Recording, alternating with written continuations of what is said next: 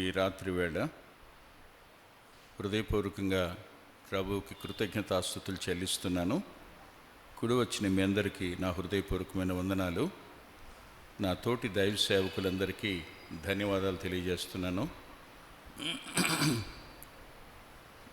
ఈ మీ సహవాసానికి నన్ను ఆహ్వానించిన పెద్దలకు మరోసారి కృతజ్ఞత తెలియజేస్తున్నాను. యథార్థవంతులు అనే మాట అది దైవత్వానికి సంబంధించిన మాట. దేవుడు యథార్థవంతుడు. ఆయనలో ప్రేమ ఉంది, ఆయనలో క్షమ ఉంది, ఆయనలో దాతృత్వం ఉంది. నేను పరిశుద్ధుని గనుక మీరు పరిశుద్ధులై ఉండండి అని చెప్పాడు ఆయన. ప్రభువులాగా బ్రతకటం అనేది నిజమైన యథార్థత అని చెప్పుకుంటూ వచ్చాం మనం. అయితే మీ ప్రోత్సాహం కోసం యథార్థవంతులకు కలిగే లాభాలు 1, 2, 3 చూపించి వర్తమానంలోకి వెడదాం. చూడండి దయచేసి కీర్తన గ్రంథం 112వ కీర్తన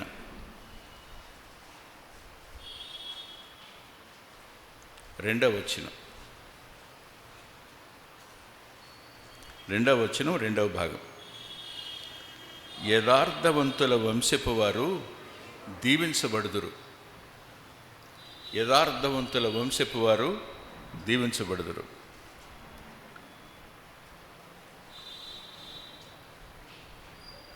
చాలా సంవత్సరాల క్రిందట ఏలూరులో ఓ పబ్లిక్ మీటింగ్లో మాట్లాడుతున్నాను నేను. అక్కడికి అమెరికా నుంచి బ్రదర్ అండ్ సర్వెంట్ ఒక ఆయన వచ్చాడు. ఆయన మాట్లాడుతూ ఓ మాట చెప్పాడు. ఆయన అన్న మాట ఏమిటంటే, ఇప్పటికి ప్రభువుని మేము నమ్ముకుని 10 తరాలైంది. మాకు ఒక ప్రత్యేకమైన సమాధుల తోట ఉంది. ఇంతవరకు అక్కడ మారు మనసు పొందిన వారే కానీ మారు మనసు పొందిన వారు ఎవ్వరూ పాతిపెట్టబడలేదు అన్నాడు.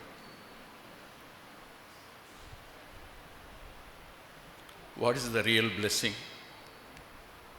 To A upright person? చెప్పండి. దీవించబడతారు అంటే అప్పుడు కళ్ళు మూసుకుని ఒక మాట అడిగాను, ప్రభువా, నా వంశం భూమి మీద ఉన్నంత వరకు ఆఖరి మనిషి వరకు మారు మనసు పొందడానికి సహాయపడు. ఇంతకు మించి ఇంకేం కోరుకోను. యథార్థవంతుల వంశపు వారు దీవించబడతారు అంటే అర్థం పరలోకానికి వారసులు అవుతారనేగా, దేవుని పిల్లలుగా మారతారనేగా. భౌతిక సంబంధమైన ఆశీర్వాదాలు మాత్రమే ఆలోచిద్దామా? కాదు కదా. ఇది మొదటి మాట. ఇక రెండవ మాట దగ్గరికి వెడదాం.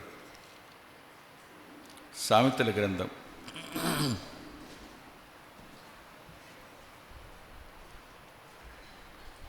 14వ అధ్యాయం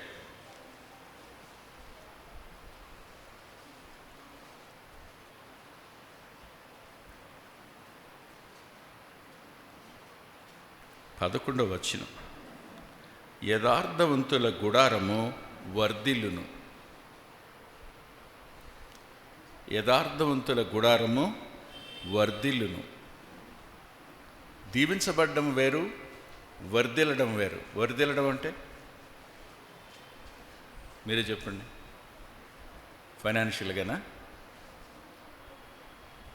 వర్ధిల్లడం అంటే స్టైర్ మీద స్టైర్ కట్టడమేనా?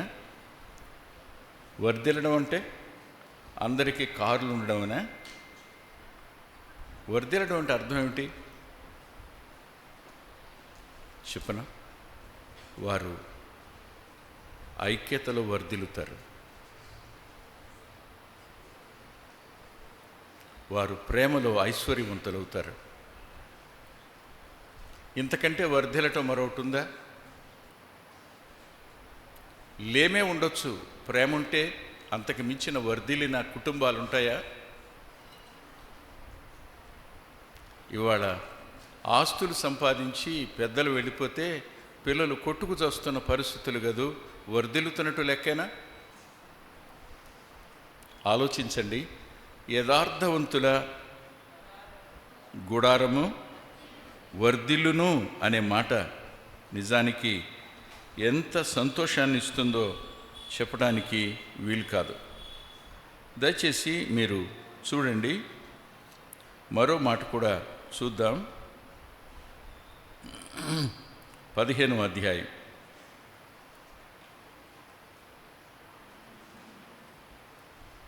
8వ వచనం 2వ భాగం. యథార్థవంతుల ప్రార్థన ఆయనకు ఆనందకరం. అంటే నువ్వు మోకరిస్తే నువ్వు కాదు సంతోషించేది, heaven is going to be rejoiced. The Lord's heart is going to be rejoiced. యథార్థవంతుడు నోరు తెరిస్తే పరలోకం పరవశిస్తుందన్నమాట. దేవుని అంతరంగానికి సంతోషం. యథార్థవంతుడు ఏమడుగుతాడు? మీరే చెప్పండి, ఏమడుగుతాడు? యథార్థవంతుడు అడిగేదేమిటి? దేవా, నేను ఇలా విన్నాను, ప్రభువా, నీ దాసుడనైన నేను ఎప్పుడైనా పాపంలో పడే ప్రమాదం ఉంటే దానికి ముందుగానే నన్ను తీసేసుకో, భూమి మీద ఉంచొద్దు.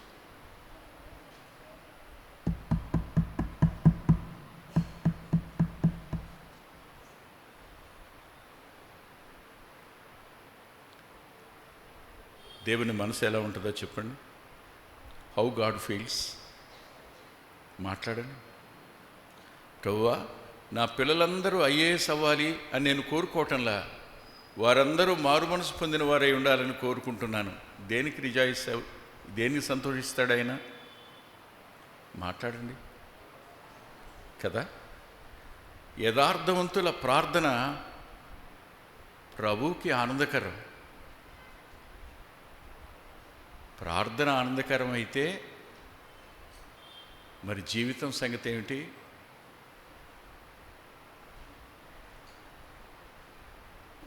నేను యోబు జీవితంలో నుంచి 3, పౌలు జీవితంలో నుంచి 3 సంఘటనలు మీ ముందుంచి నేను ఈ రాత్రి వర్తమానాన్ని ముగిస్తాను.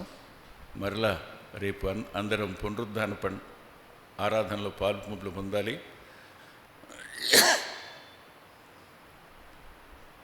దయచేసి చిన్న మనవి, మీకు ఎప్పుడైనా గుర్తొస్తే నా కోసం ప్రార్థన చేయండి.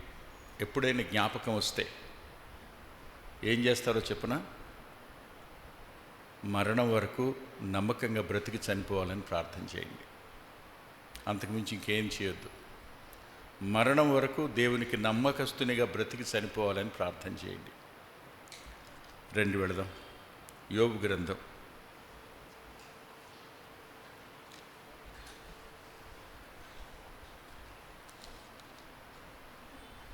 31వ అధ్యాయం.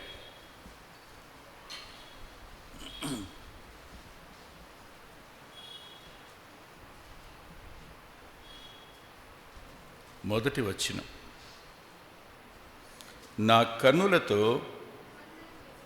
నేను నా కనులతో నిబంధన చేసుకుంటుని. ప్రార్థన చేసుకుందాం. ప్రేమ పూర్ణుడు అయిన మా ప్రియ పరలోకపు తండ్రి, మరోసారి దయగలిగిన మీ పాదాల సమీపానికి మీ ప్రియకుమారుడు మా రక్షకుడు అయిన యేసుక్రీస్తు ప్రభువారి ప్రేమగల పరిశుద్ధ నామంలో వస్తున్నాం. మీ సన్నిధి మాతో కూడా ఉంచండి. మా సమయాన్ని దీవెనగా మార్చండి. అల్పకాలం ఉండే ఈ జీవితంలో మేము మిమ్మల్ని చూపించడానికి, మమ్మల్ని చూసేవారు మాలో మీ ప్రియకుమారుని చూడడానికి సాయం చేయమని మమ్మల్ని మేముగా దయగల మీ పాదాలకు అప్పగించుకుంటూ ఈ రాత్రి సమయం నీ దాసుని మరుగుపరచండి. వింటున్న మా ప్రియుల అంతరంగాలను బలపరచుమని, వారు కూడా తమను తాము ప్రతిష్ఠించుకున్న వారై మీ కొరకు నమ్మకంగా జీవించే కృపనిమ్మని, మా ప్రారంభం కంటే అంతం ఆశీర్వాదకరంగా చేయండి. యేసుక్రీస్తు ప్రభువారి పేరిట ప్రార్థిస్తున్నాం తండ్రి. ఆమేన్. యోబును గురించి మనం ఒక మాట నిన్నటి రాత్రి చెప్పుకున్నాం. అదేమిటంటే అతడు నోటి మాట విషయంలో ఏ పాపమో చేయలేదు అని కదూ. ఇప్పుడు నేను మిమ్మల్ని ఓ చోటికి తీసుకుని వెడతాను, నాతో పాటు రండి. యాకోబు పత్రిక 3వ అధ్యాయం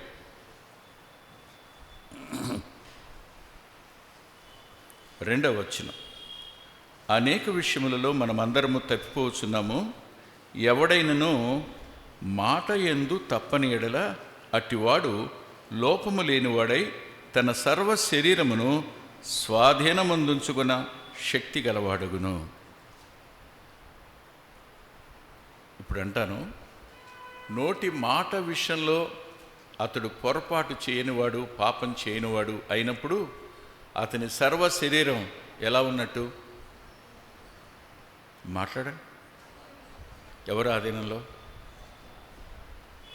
పాపం ఆధీనంలో కాదుగా, పరిశుద్ధత యొక్క ఆధీనంలోనేగా. ఇదే అయితే మరి కంటి చూపు సంగతి ఏమిటి? మనిషిని అత్యధికంగా చెరిపేవి 1, 2, ఆ తర్వాత 3, ఇది 4. ఆలోచించండి ఒకసారి. 5వది లోపటి స్వయం. అతడు మాట విషయంలో పవిత్రుడుగా ఉన్నాడు, కంటి చూపు విషయంలో పవిత్రుడుగా ఉన్నాడు. మీకు రోమాపత్రిక 12:1 జ్ఞాపకం ఉందా? సజీవ యాగముగా. ఇంతకంటే ఎక్కువ ఏమన్నా చెప్పాలా? మీరే చెప్పండి. నా నాలుకను, నా కంటిని నేను నిబంధన చేసుకున్నాను కాదు, సులువేసుకున్నాను.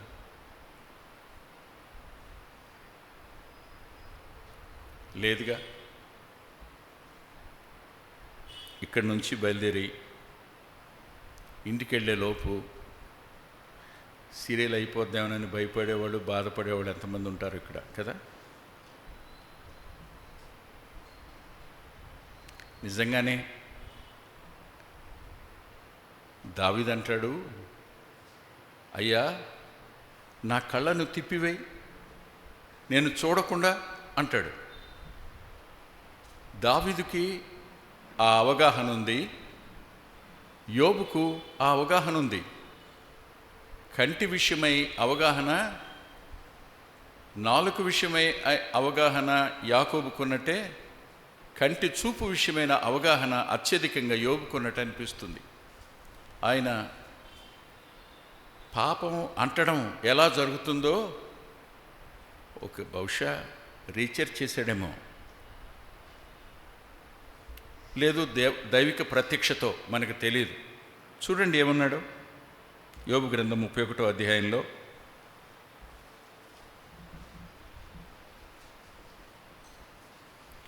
7వ వచనం,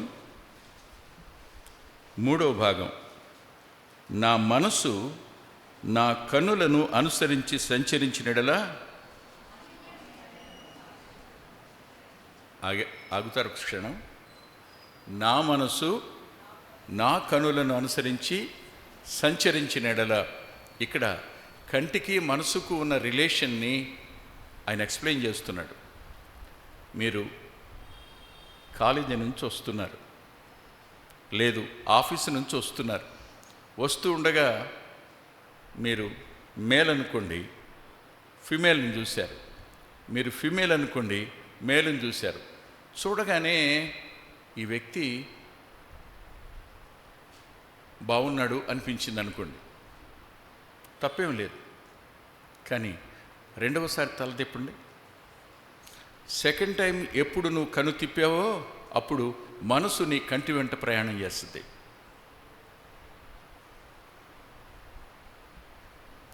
మాలిన్యం నీ అంతరంగానికి అంటుతుంది. ఒకసారి చూసావు, రెండవసారి చూడాలనే ప్రేరణను జయించగలిగితే కంటితో నువ్వు చేసుకున్న నిబంధనను స్థిరపరుచుకున్నట్టు లెక్క. చూడదంటలేదు నేను, నువ్వు చూసావు, కానీ డోంట్ సీ సెకండ్ టైం. రెండవసారి నీ కన్ను తిప్పి అటువైపు చూసావా, నీ మనసు ప్రయాణం చేస్తుంది. అవును, నిజంగా చాలా బాగున్నాడు కదూ, బా ఎంత అందంగా ఉందో. ఏమైంది చెప్పండి ఇప్పుడు? నేత్రాశ శరీరేచ్ఛని ప్రేరేపిస్తుంది, కాదని చెప్పగలరా? నాలుక విషయంలో జాగ్రత్తగా ఉన్నవాడు కంటి చూపు విషయంలో ఎంత అద్భుతమైన జాగ్రత్త చూపించాడో మీరు ఊహించండి ఒకసారి. అందుకే అన్నాడు యథార్థవర్తనుడు అని. Upright behaviour, upright in behaviour.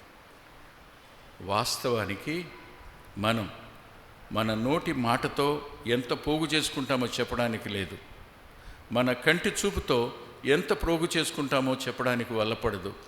ఈయన ఇంకా కొంచెం ముందుకు వెళ్ళాడు. యోబు గారు ఇంకొంచెం ముందుకు వెళ్ళి ఓ మాట అన్నాడండి. ఆ మాట లోపల చదువుకోండి, పైకి చెప్పడానికి నా మనసు లేదు. చూడండి 31వ అధ్యాయంలోని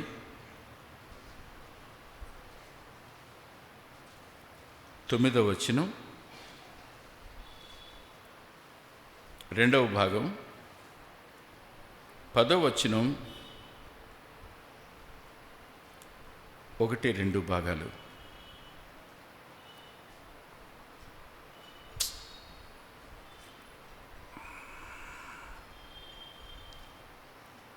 దట్ ఈస్ కాల్డ్ డెడికేషన్. నన్ను నేను దేవుని కొరకు ప్రత్యేకించుకున్నాను. ప్రభు అంటాడు, నేను పరిశుద్ధుడును గనుక మీరును పరిశుద్ధులై ఉండండి. ఈ మాట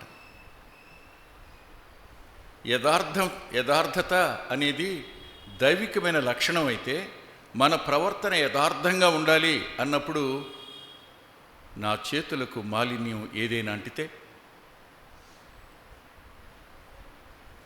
నా దేవుణ్ణి అవమానించిన వాడిని కదా. యోబు మీద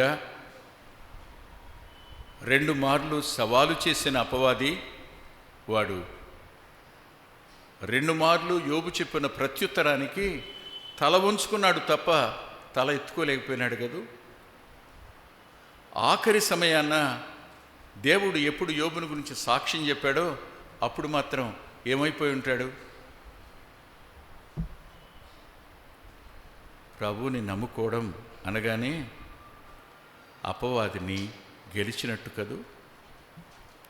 మారు మనసు పొందిన నీవు దినాలు గడిచే కొద్దీ పవిత్రతలో పెరగవలసి ఉండగా మనం తరిగిపోతున్న సందర్భమే కనపడుతుంది తప్ప మన నోటి మాట దగ్గర కానీ, మన కంటి చూపు దగ్గర కానీ మనం యథార్థంగా ప్రవర్తిస్తున్నట్టుగా లేవు. మన నాలుక మడతబడి పడుతుంది, మన కన్ను చెప్పలేను అది మాట్లాడుతుంది.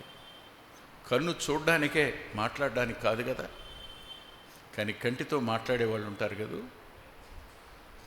దేనికి వాడాలో దానికి వాడవలసిన దాన్ని మరో దానికి వాడడం అనేది, ఎవరి కోసం వాడాలో వారి కోసం వాడకుండా దాన్ని మన శరీరం కోసం వాడడం దగ్గర మనం యథార్థవంతులు ఎలా అవుతాం?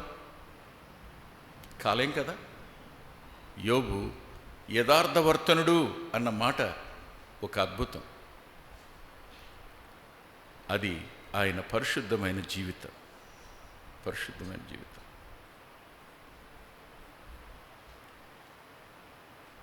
ఒక ప్రొఫెసర్ ఇలా అన్నాడు, ఏమండి పలానా మందిరం నుంచి పిల్లలు వస్తారు, తల ఉంచుకొని వస్తారు, తల ఉంచుకొని వెళ్ళిపోతారండి. వాళ్ళు ఎవరితోనూ మాట్లాడరు, వాళ్ళు ఎక్కడా కూడా అపహాస్యపు పదాలు కానీ హాస్యోక్తులు కానీ వినపడవండి. సంతోషంగా ఉంటారు, కానీ ఎవరితో అనవసరంగా మాట్లాడరండి. నాకు అనిపిస్తుంది వాళ్ళని ప్రభువులో ఎంత మంచిగా, అతనేమి విశ్వాసి కాదు, విశ్వాసి కాదు. ఒక సహవాసాన్ని గురించి ఒక అన్యుడైన ప్రొఫెసర్ ఇస్తున్న సాక్ష్యం అది. అబ్బా అక్కడి నుంచి వస్తారు బ్రదర్, ఎంత బాగుంటారో చెప్పడానికి లేదండి. తల వంచుకుని వస్తారు, తల వంచుకుని వెళ్ళిపోతారు. అమ్మా, ఇదే మీ సాక్ష్యం అయితే మీ తల్లిదండ్రులు తలెత్తుకుంటారు కదూ, పరలోకం తలెత్తుకోదా?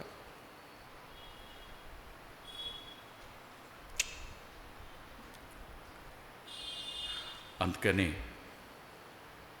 యవనస్తులకు ఒక మాట, కోపం వచ్చినా చూపిస్తాను. హెబ్రీ పత్రిక 13వ అధ్యాయం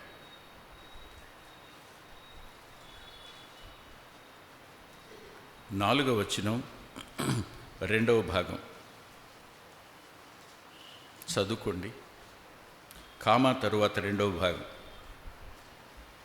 వివాహం దగ్గర మాట్లాడుతూ పలికిన మాట. నిష్కల్మషమైనదిగా ఉండాలి అంటే అర్థం, either men or women, please keep your virginity. నీ కన్యత్వాన్ని కాపాడుకో, నీ బ్రహ్మచర్యాన్ని కాపాడుకో. రక్షించబడ్డావు కదా. అపవాది ఎప్పుడు నిన్ను బురదలోనికి దొయ్యటానికి ప్రయత్నం చేస్తాడు.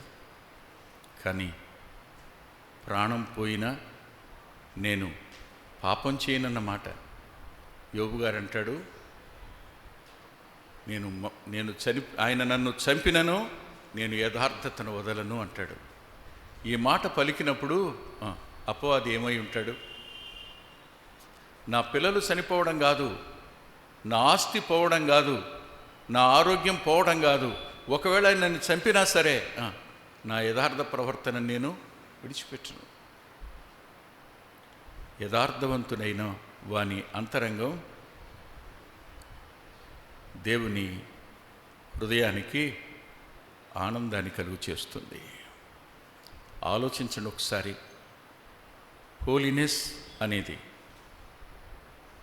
అసెంబ్లీస్లో ఒక మాట వినపడేది, ఇప్పుడు వినపడ్డంలా. ఓసారి జార్జ్ వెర్వర్ మన బ్రదర్ని ఒక అతన్ని కలుసుకుని, ఎక్కడికెడతారు మీరు అని అడిగాడు. అడిగితే మేము ఫలానా అండి, మేము ఇండిజీనియస్ చర్చ్ ప్యాటర్న్లో ఉంటాము అనగానే, oh very good, you have victorious life man అన్నాడు. అయ్యా మీకు జై జీవితం ఉంటుందయ్యా, మీరు జై జీవితం మీద మనసు పెడతారయ్యా అన్నాడు. ఎంత ఆనందం అనిపించిందో. That is the testimony we have. But in course of time పదాలన్నీ మారిపోయాయి, పదాలు ఎక్కడ వినపడ్డంలా. జై జీవితం అనే మాట అరుదుగా వినపడుతున్న దినాల్లో మనం ఉన్నాం. ఈ సమయంలో యథార్థ ప్రవర్తన జై జీవితానికి మూలం. ఆలోచించండి ఒకసారి. అతడు నోటి మాట అతని కంటి చూపు, అవునా? నెంబర్ 1. నెంబర్ 2 దగ్గరికి రండి. 31వ అధ్యాయంలోనే 17వ వచనం. తల్లిదండ్రులు లేని వారిని నా అన్నములో కొంచెమైనను తిననీయక నేను ఒంటరిగా భోజనము చేసినడలను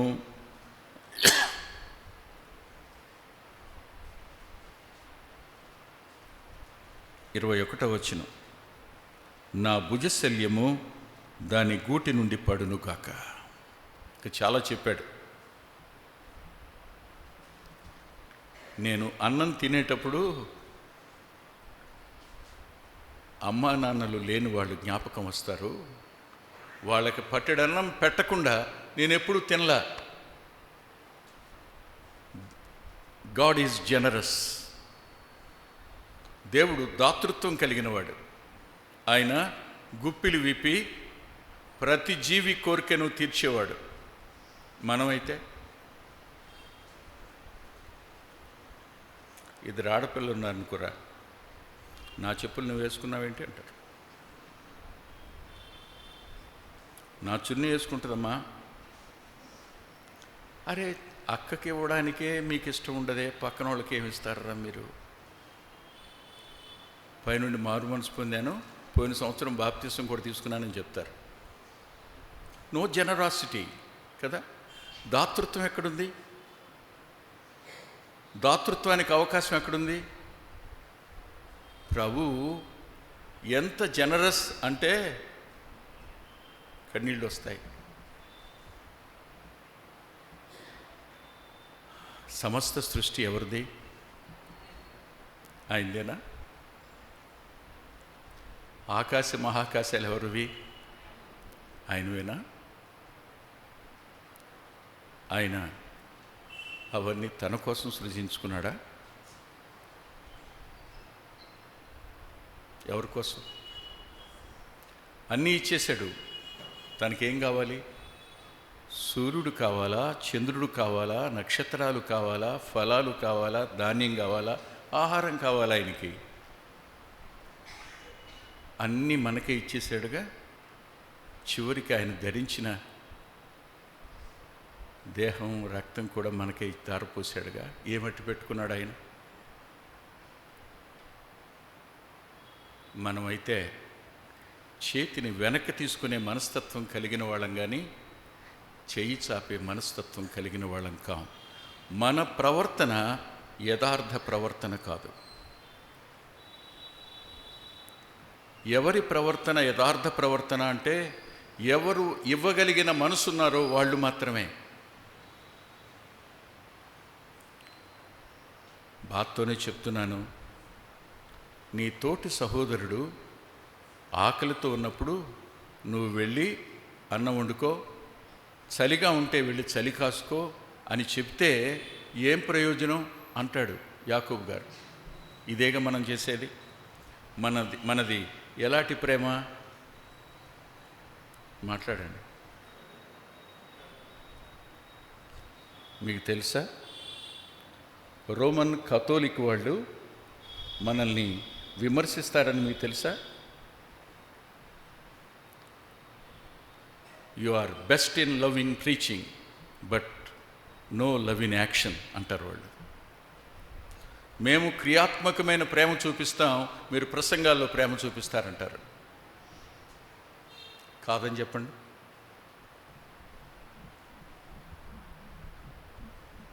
ఒక మాట అన్నా, బర్త్డే వచ్చినప్పుడు మీరు కొనుక్కునే డ్రెస్ ఖరీదు ఎంతరా?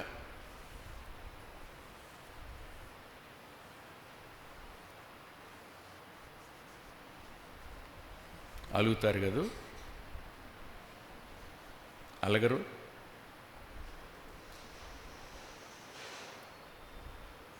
ఆ డ్రెస్తో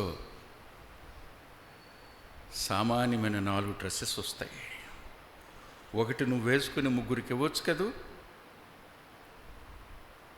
చిన్నప్పటి నుంచి దీన్ని నేర్చుకోరా మీరు? నేర్చుకోవడం మన బాధ్యత కదా.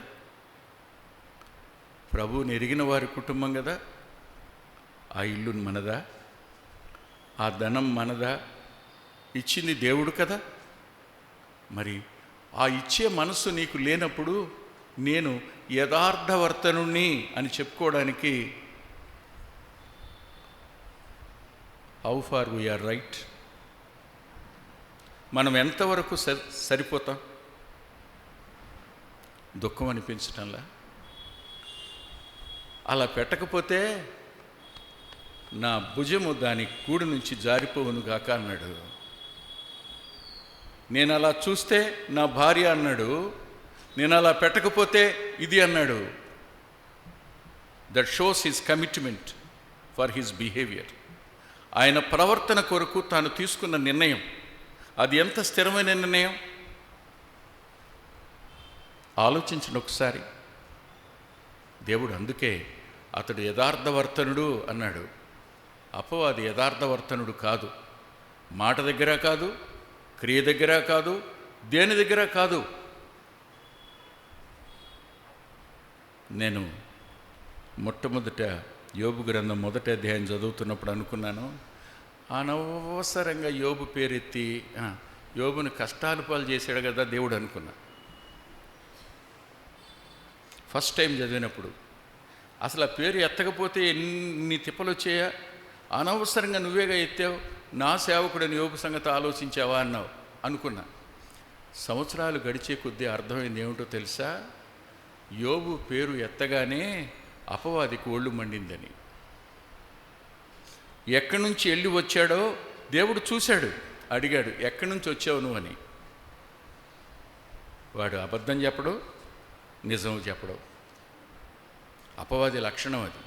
అబద్ధం చెప్పడు, నిజం చెప్పడు. ఏదేళ్ళలో మాత్రం అబద్ధం చెప్పాడా, నిజం చెప్పాడా? అబ్బే, సగం సగం కలిపి చెప్తుంటాడు. విశ్వాసులమైన మన పద్ధతి కూడా అదేగా, సగం సగం కలిపి చెప్పడం. ఇవాళ చాలామందిని చూస్తున్నాను, అబద్ధం చెప్పి సత్యాన్ని స్థాపించడానికి పూనుకుంటున్నారు. That is their testimony. ప్రమాదకరం. వారి వెంట వెళ్ళిపోయేది ఎంతమంది అమాయకంగా వెళుతున్నారో చెప్పడానికి వీలు కాదు. అటు ఇటు తిరిగి వచ్చాను అన్నప్పుడు అప్పుడు అన్నాడు, నా సేవకుడిని యోబు సంగతి ఆలోచించావా అని. నువ్వు కంచి వేసావుగా. ఎక్కడికి వెళ్ళి వచ్చాడు? యోబు ఇంటి చుట్టూ వేసిన కంచిని కదిపి వచ్చాడు పైకి. కానీ యథార్థంగా ఒప్పుకున్నాడా? ఒప్పుకోలా. అటు ఇటు తిరిగి వస్తాను, ఎక్కడికి వెళ్ళి వచ్చానని చెప్పమంటావు అన్నాడు. అందుకన్నాడు, నా సేవకుడిని యోబు యథార్థవంతుడని నువ్వు కాదనేగా. ఒక మట్టి మానవుని ముందు ఆత్మ స్వరూపి అయిన అపవాదిని ఆయన సిగ్గుపరిచాడు. వాడు సిగ్గుపడ్డాడు. అప్పుడు చాలా కాలం తర్వాత కానీ అర్థం కాల. ఆలోచించండి, మన జీవితాలు దేవునికి మహిమకరంగాను అపవాదికి తల ఉంచుకునేటట్టుగాను ఉంచడం దైవోద్దేశం. మర్చిపోవద్దు. ఆయన తన చేతిని చాపినవాడుగా ఉంటాడు. ఎవరు? యోబు గారు. ఇక మూడో మాట దగ్గరికి వద్దాను. మళ్ళా పౌలు గారి జీవితంలో 3 చూరాలుగా మనం 2 వెళదాం. యోబు గ్రంథం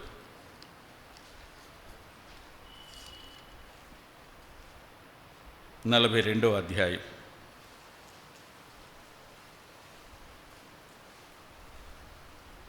10వ వచనం. 42:10.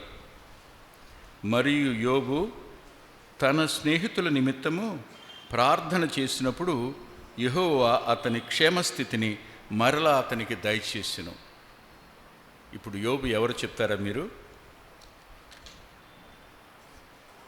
మాట్లాడండి.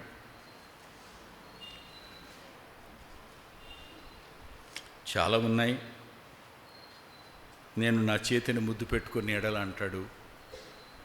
యోబు జీవితంలో యథార్థమైన పరిస్థితులు చాలా ఉన్నాయి. అవన్నీ చూస్తే అవవు.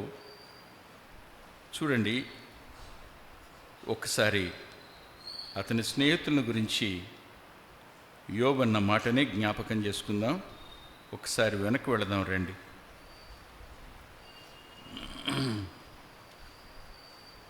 6వ అధ్యాయం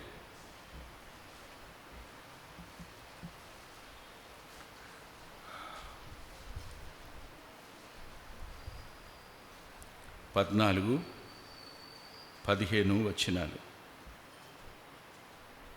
కృంగిపోయినవాడు సర్వశక్తులకు దేవుని యందు భయభక్తులు మానుకొనెను, స్నేహితుడు వానికి దయచూపతగును. నా స్నేహితులు ఎండిన వాగుల వలెను మాయమైపోవు జల ప్రవాహముల వలెను నమ్మకూడని వారైరి.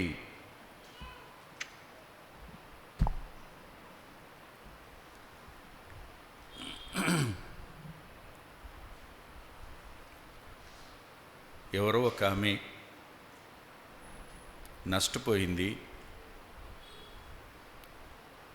నిన్ను కలుసుకోవడం కోసం మీ ఇంటికి వచ్చింది. అప్పటికే నువ్వు ఇంట్లో మాట్లాడుతున్నావు. మాట్లాడుతుండగా ఆమె పేరే మీ సంభాషణలో వచ్చింది. సంభాషణలో వచ్చినప్పుడు ఆమె లోపలికి రాకుండా బయట నిలబడింది. అమ్మా, ఏ రహస్య పాపం ఉందో, లేకపోతే అలాంటి జరుగుద్దంటారా అనే మాట ఆమె విన్నది. ఏమవుతుంది? నీవు ఆదరిస్తావని వచ్చింది, నువ్వు ఓదారుస్తావని వచ్చింది, నువ్వు అర్థం చేసుకుంటావని వచ్చింది, నువ్వు కన్నీరు తుడుస్తావని వచ్చింది. కానీ నువ్వు పలికిన మాట ఆమె అంతరంగానికి ఏం చేసి ఉంటుంది? యోబు స్నేహితులు వచ్చారు. వారు 7 దినాల పాటు నెలనే కూర్చున్నారు, కానీ వారు కూడా అపవాది మోసంలో పడ్డారు. పడిన వారు అన్కంటెక్స్చువల్గా, యోబుకు సంబంధం లేని వాళ్ళు ముగ్గురు కూడా వాళ్ళ శాస్త్రాలలో వాళ్ళు ప్రవీణులు. Their arguments are not wrong. వాళ్ళ వాదనలు తప్పు కాదు, వాళ్ళ వాదనలన్నీ రైటే, కానీ అది యోబుకు సంబంధించినవి కావు. సందర్భరహితంగా మాట్లాడారంతే. బంగారం మెరుస్తుందంటే మెరుస్తుంది, తప్పు కాదుగా. కానీ అదే విషయం మరో దానికోసం వాడితే, అది కరగదని వాడితే అన్కంటెస్టబుల్ కదా. అలాగే సందర్భోచితం కాకుండా సందర్భ విరుద్ధంగా యోబు విషయంలో మాట్లాడారు ముగ్గురు. యోబు వాళ్ళని చూసి ఆదరించబడాలని కోరుకున్నాడు. యోబు వాళ్ళని చూసి అంతరంగంలో ఓదార్పు పొందాలని ఆశించాడు. అంటాడు, నా స్నేహితులు ఎండిన వాగులయ్యారు, నాకు దాహం అవుతుంది, వారు ఎండిపోయారు. అంతేకాదు, వాళ్ళలో నాకు నీరు కనిపిస్తూ ఉండగా తాగుదామని వంగాను, వాళ్ళు ఎలా ఉన్నారో తెలుసా? చూడండి, మాయమైపోవు జల ప్రవాహాలు. సరిగ్గా చేతులు రెండు చాపేటప్పటికి అక్కడ నీళ్లు లేవు, మాయమైపోయినాయి. వీళ్ళు నమ్మకూడని వాళ్ళయ్యారు. యోబు స్నేహితులు నమ్మకూడని వాళ్ళయ్యారు. నమ్మకూడని వాళ్ళ కోసం నమ్మకంగా ప్రార్థన చేయడం అనేది యథార్థవంతుల లక్షణం.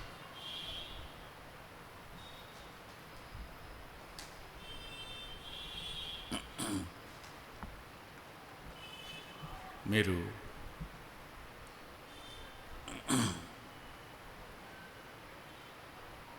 వినే ఉంటారు, అనేక మార్లు ఈ సంఘటన చెప్పే ఉంటారు.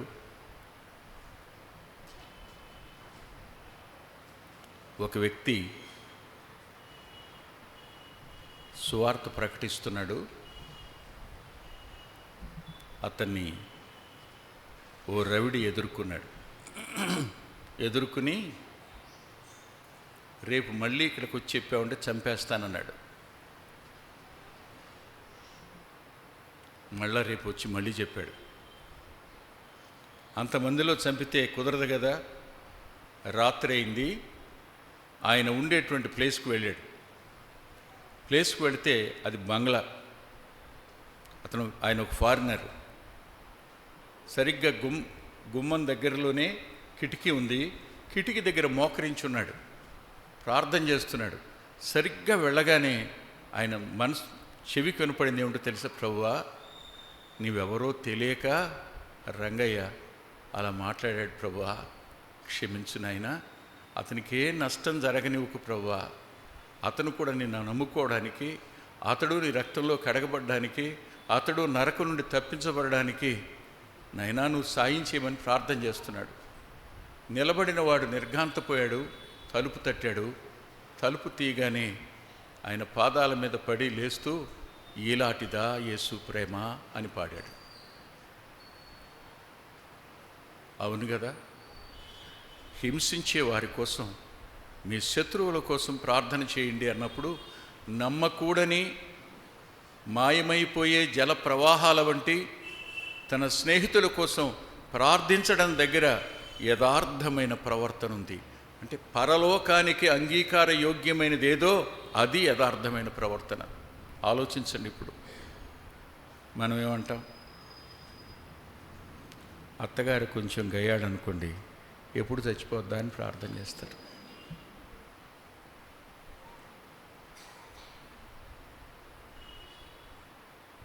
కదా. ఆఫీసర్ కొంచెం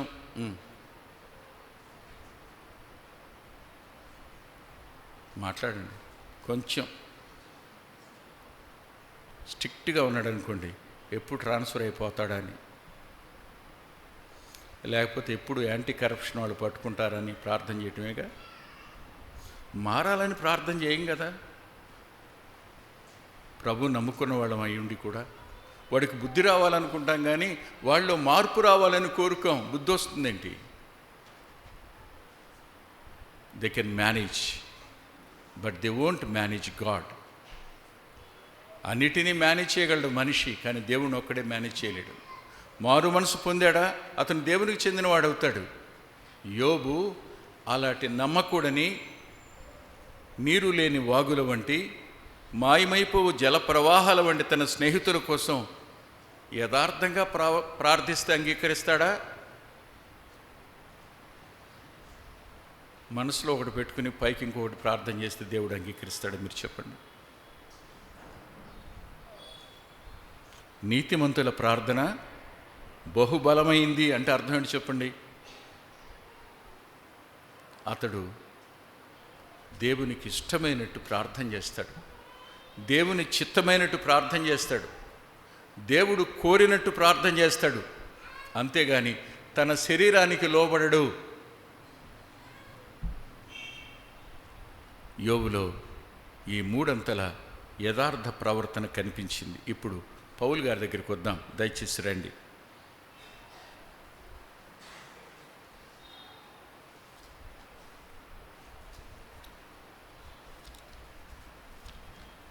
గలతీ పత్రిక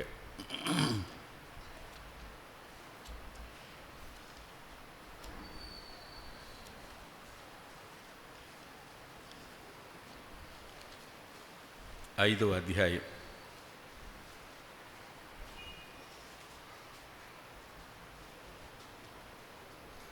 23-24 వచనాలలో 2వ భాగం చదువుదాం.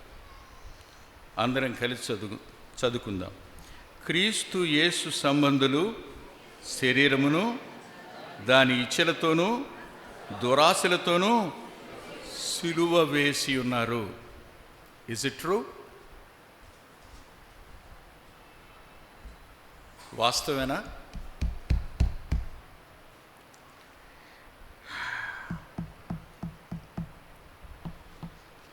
శరీరం, దాని కోరిక, దాని దురాశ, ఈ మూడింటిని సిలువ వేసిన వారు. ఈ మూడంతలు ఓ అద్భుతమైన నిర్ణయం ఇది.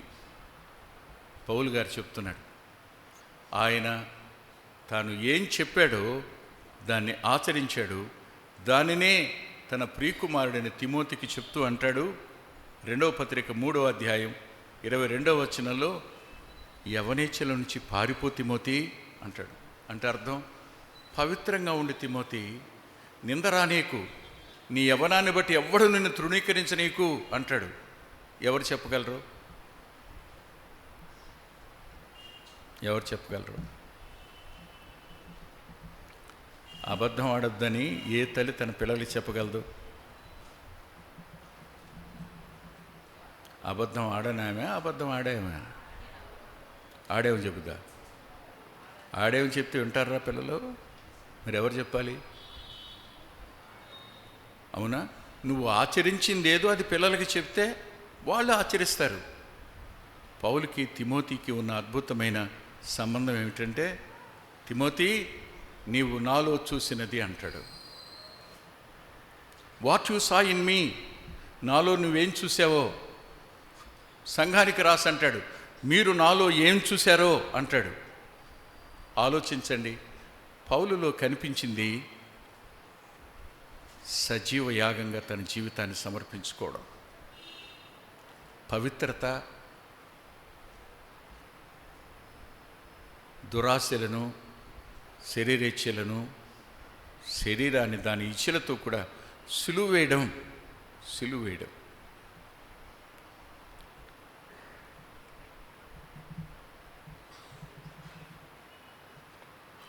నాకు తెలిసిన రైల్వే ఎంప్లాయీకి ఆయన ఉండేవాడు, చనిపోయినాడు ఇప్పుడు ఆయన. ఆ అన్న ఆఫీసర్గా పనిచేశాడు. లేడు కాబట్టి చెప్తున్నాను. ఇప్పుడు భలే బుక్ రీడర్ ఆయన, పరిశుద్ధంగా బ్రతికాడు. ఆయన దగ్గర పనిచేసే స్టెనో, ఈయన చాలా చక్కగా అందంగా ఉంటాడు, వైట్ మ్యాన్.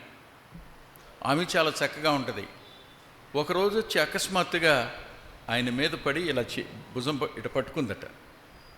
ఆయన అన్న మాట ఏమిటంటే, అమ్మా, నేను సిలువ వేయబడ్డాను, నువ్వు ఇంకెవరినైనా చూసుకోమ్మా అన్నాడు.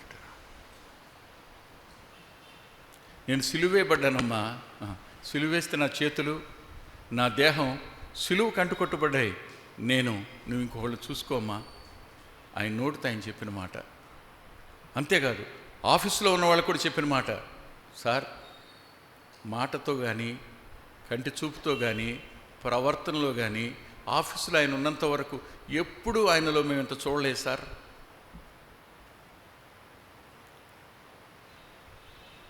మనం 2 కళ్ళతో చూస్తాం, లోకం మనల్ని 1,00,000 కళ్ళతో చూస్తుంటుంది.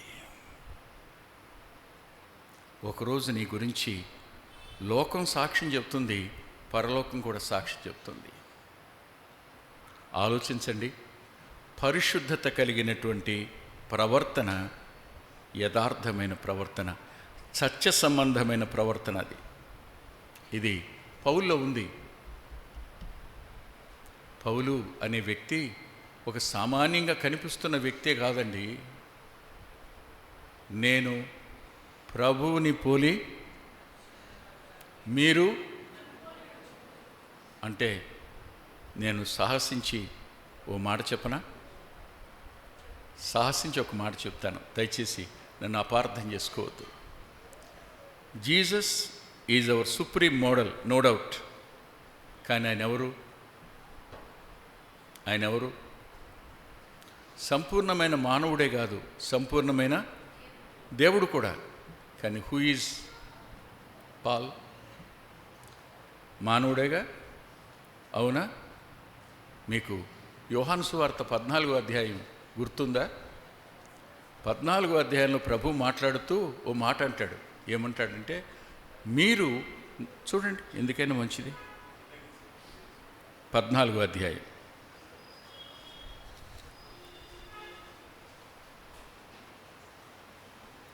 12వ వచనం.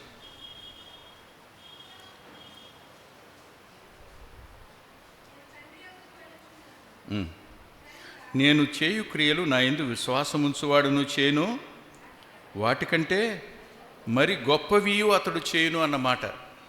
ఇక్కడ క్రియలు అనే పదం అద్భుతాలు, సూచక్రియలు కాదు, క్రియలు. నేను ఒక చిన్న మాట చెప్తాను. మై బిలవ్డ్ డిసైపుల్స్,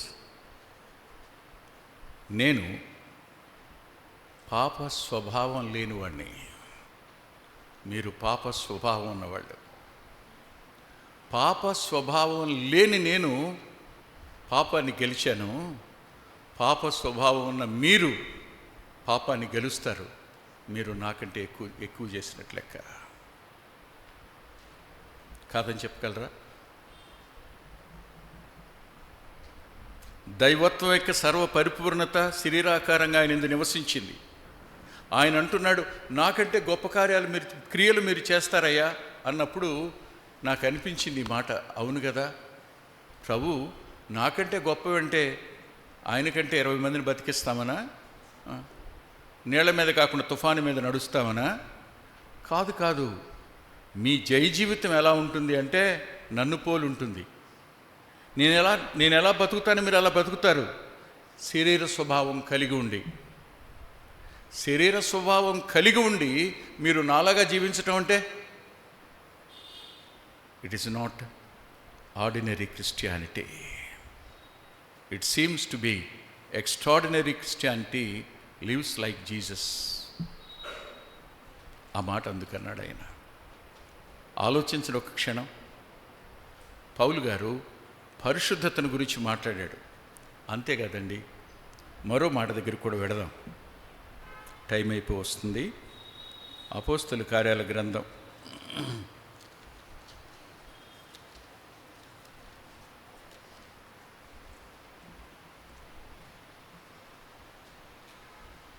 27వ అధ్యాయం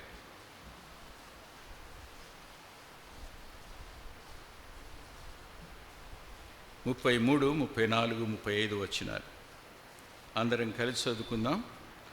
తెల్లవారుచుండగా పౌలు 14 దినముల నుండి వారేమీ పుచ్చుకొనక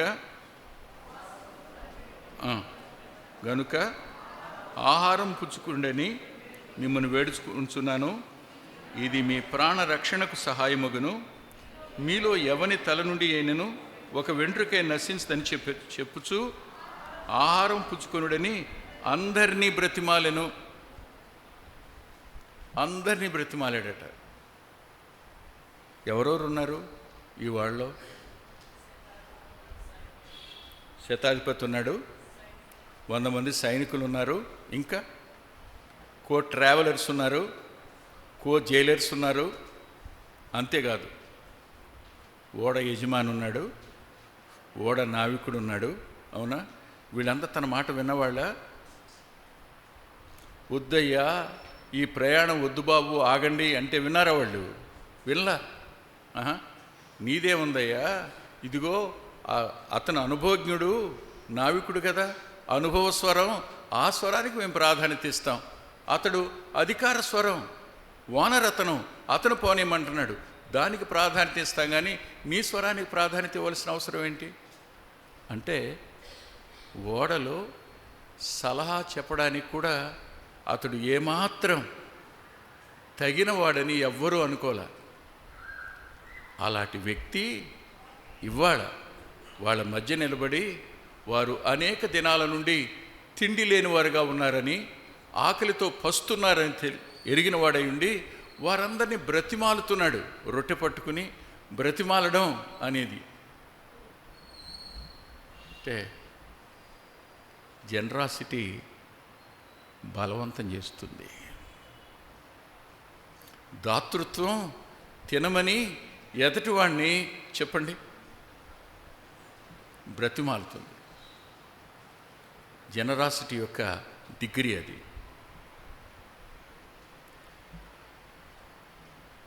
కోడలు అలిగిందనుకోండి, అత్తగారే ఉంటుంది, తింటే తిన లేకపోతే పో. బతిలాడద్దా? బతిలాడు. ఎందుకు బతిలాడాలి? నా కొడుకు చేసుకోవటం ఎక్కువ నేను అనుకుంటున్నా. అమ్మ తినమ్మా, అమ్మ స్థానంలో ఉండి చెప్తున్నానమ్మా, నీకు నా మాట విను, నీరసపడతావు, రేపు పొద్దున్న లేవలేవు, అసలే నీకు బాగోదు, 3 ఆపరేషన్లు అని ఎప్పుడైనా అనుంటావరా? లేదు కదా. కోపమో కష్టమో బాధో పెట్టుకుని చూపించవలసిన ఆ దాతృత్వాన్ని చూపించలేని తత్వం, ఆ నైజం యథార్థమైన ప్రవర్తన కాదు. యథార్థవర్తనుడు అనే మాట సత్య సంబంధమైన ప్రవర్తన కలవాడు. వారందరినీ బ్రతిమాలి తాను రొట్టె తీసుకుని తినటం ప్రారంభిస్తానంట. వాళ్ళందరికీ ధైర్యం వచ్చిందంట. వాళ్ళు కూడా తిన్నారు. చెప్పండి, తాను బ్రతిమాలి తాను తిని ఎదటివారు తినడానికి ధైర్యం వచ్చేటట్టు చేయగలిగిన ఏముందో చెప్పండి? విశ్వాసపు స్థైర్యం పౌల్లో కనిపించింది. ఇటు కొట్టుకుపోతున్నాం అర్థం కావటంలా. సూర్యుడు లేడు, చంద్రుడు లేడు, వెలుగు కనిపించి ఎంతకాలం అయిందో, ఏ దిక్కుగా ప్రయాణం వెళ్ళిపోతున్నామో తెలియని ఓడ ప్రయాణం, అది బద్దలైపోతుందేమో అర్థం కాని పరిస్థితులు. ఇలాంటి పరిస్థితుల్లో మీ తల వెంట్రుకలో ఒక్కటి కూడా నేల రాలదయ్యా. గత రాత్రి నా ప్రభు కబురు పెట్టాడు నాకు, మీరందరినీ దేవుడు నాకు అనుగ్రహిస్తున్నాడని, మీరందరూ రక్షించబడతారని. మనమందరం వెళ్ళి ఏదో ఒక దీవి మీద పడవలసి ఉంది. సరిగ్గా మిలేతుకు చేరేటప్పుడు చంపేద్దాం అనుకున్నారుగా.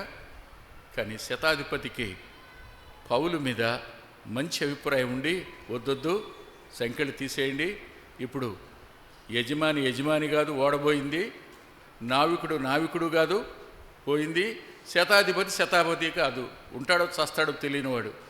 ఈ సైనికుల వాళ్ళిప్పుడు ఖైదీలా, వాళ్ళిప్పుడు ప్రయాణికుల, అందరం శరణార్థులం, అంతే, దాటి అవతలకి వెళ్తామన్నాడు. ఎక్కడి నుంచి వచ్చింది ఇది?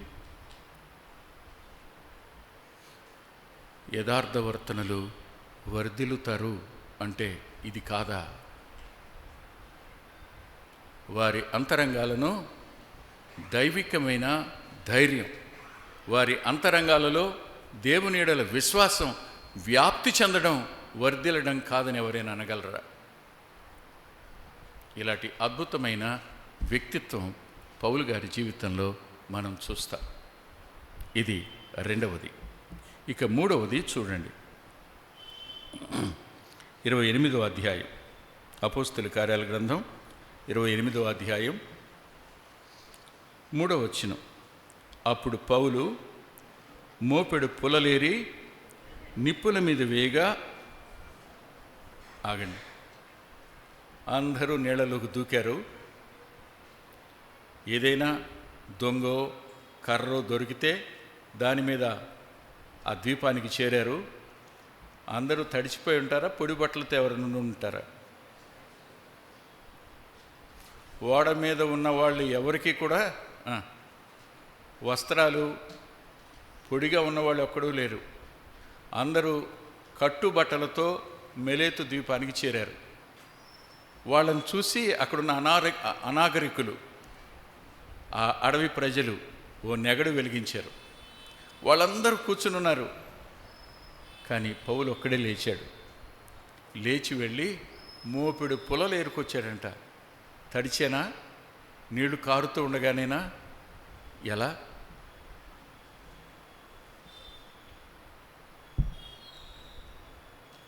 యోబులో తగ్గించుకున్న ఆ హ్యూమిలిటీ కనపడినట్టే పౌలులో కూడా అదే హ్యూమిలిటీ కనపడుతుంది.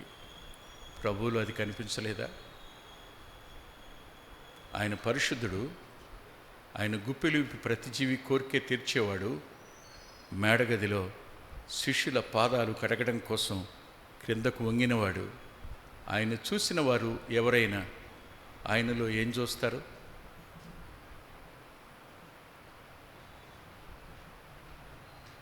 ఆయన పాదాలు అపరంచి వంటి పాదాలు కదూ.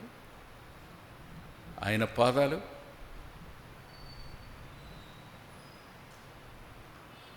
ఆ పర్వతం మీద పాదాలు మాత్రమే కనిపించాయి, అవి నీలవర్ణంలో కనిపించాయి అని కనపడతాడు. అలాంటి పాదాలు కలిగిన ఆయన పాలస్తీనా భూభాగంలో ఎర్రని మట్టి కొట్టుకున్న శిష్యుల పాదాలు కడగడానికి వంగి కడిగాడు. ఆయన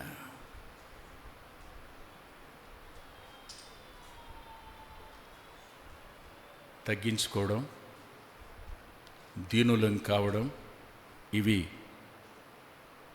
నిజంగా మన అంతరంగంలో జరిగితే, ఎదటివారి అక్కరను గుర్తించగలిగితే, ఎదటివారి కొరకు తగ్గించుకోగలిగినంత తగ్గించుకోగలిగితే, ఆ ప్రవర్తన పరలోకానికి అంగీకారయోగ్యమవుతుంది. అట్టి ప్రవర్తనను యథార్థవర్తన అనాలి.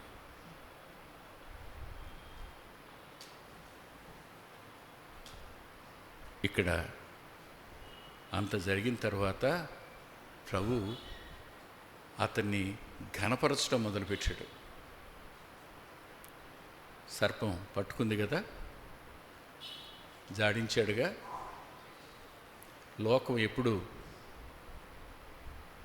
నిన్ను విమర్శిస్తుంది, ఇంకా శివుడు పొగుడుతుంది, అంతే లోకం లక్షణం అది. అరే రే, సముద్రంలో తప్పించుకున్నాడు, కానీ చూసావా ధర్మదేవత వదిలిపెట్టిందేమో, ఇక్కడికి వచ్చినా సరే పాము గరిచినట్టు చావాలి కదా అని. ఆయన చావలేదట. అప్పుడు ఏమన్నారో తెలుసా? అబ్బా ఈయనెవరు? ఇది జరిగిన తర్వాత ఇప్పుడు అందరిలో ప్రముఖుడు ఎవరయ్యారు? పౌలేనా? శతాధిపతి పౌలు మాట వినాలా? ఆ ద్వీపంలో ఉన్న ఘనుని తండ్రి బాగుపడితే దీపవాసులందరూ ఎవరి మాట వినాలి? వినండి. యథార్థ ప్రవర్తన దీనత్వానికి సంబంధించింది. అందుకని అంటాడు, సాత్వికులు ధనిలు, వారు భూలోకాన్ని స్వతంత్రించుకుంటారని. యథార్థ వర్తన కలిగిన వారు మనుషుల అంతరంగాలను పరలోక రాజ్యం కోసం సంపాదించేవాళ్ళుగా ఉంటారు. అది మన నుండి ఆయన కోరుతున్నాడు. తల్ల వంచి ప్రార్థన చేసుకుందాం. నేను 5 నిమిషాలు ఎక్స్ట్రా తీసుకున్నాను. ప్రార్థన చేసుకుందాం.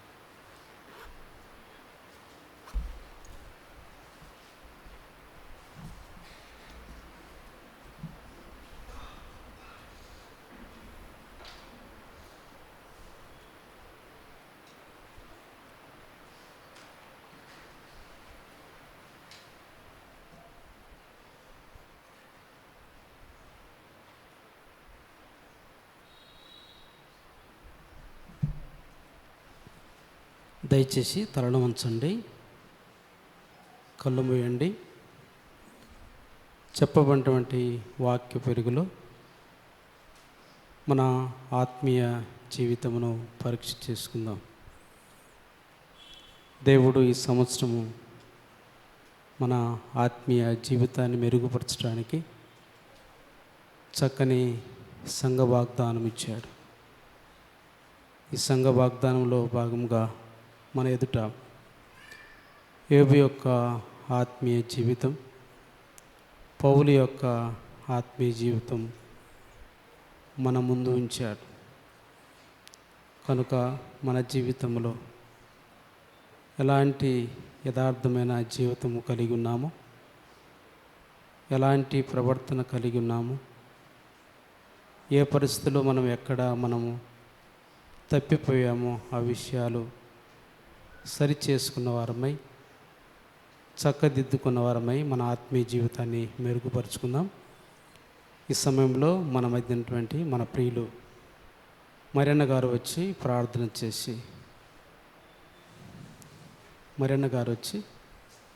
ప్రార్థన చేయవలసిందిగా కోరుతున్నాను.